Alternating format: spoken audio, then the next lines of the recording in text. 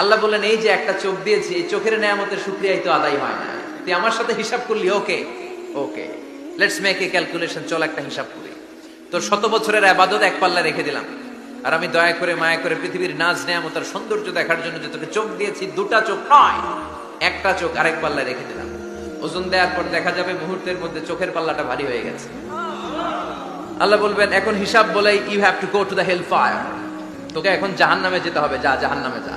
এবার আল্লাহর ওলি বলবে, আল্লাহ মাফ চাই, দোয়াও চাই, জাহান্নামে যেতে পারবো না, আল্লাহ তুমি আমার মাফ করে দাও। আল্লাহ বলবেন now you are on the right track, এখন তুমি লাইনে আসছো মিয়া, এতক্ষণ বেলাইনে কথা বলতেছিল। আমার দয়া, আমার রহমত, আমার ভালোবাসা ছাড়া কোশ্চিন কালেও কেউ জান্নাতে ঢুকতে পারবে। আল্লাহ তখন তারে বলবেন উদখুলুল জান্নাতা বিরাহমাতি, go to the paradise with my mercy, আমার দয়ায় এখন তুমি জান্নাতে ঢুকে যাও। চিল্লায় পড়েন সুবহানাল্লাহ। এজন্য মানুষ মাত্রই ভুল হবে, অন্যায় হবে। ভুল করা, পাপ করা, অন্যায় করা এটা দোষের কিছু না, কিন্তু পাপের উপর স্থায়ী থাকা হলো দোষের, ঠিক কিনা?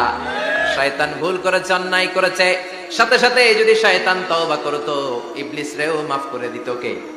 কিন্তু সে মাফ চায় নাই। শয়তান আর ইনসান, এই দুইয়ের মধ্যে মৌলিক পার্থক্য হচ্ছে এটা। শয়তান পাপ করে পাপের উপর স্থির থাকে, আর আমরা পাপ করে মাফ চাই কার কাছে? আমাদের জন্য মাফ চাওয়ার দরজা খোলা আছে না নাই? সকালে গুনাহ করছি, দুপুরে মাফ করে দিবে কে? দুপুরে পাপ করছি, রাতে মাফ চাইলে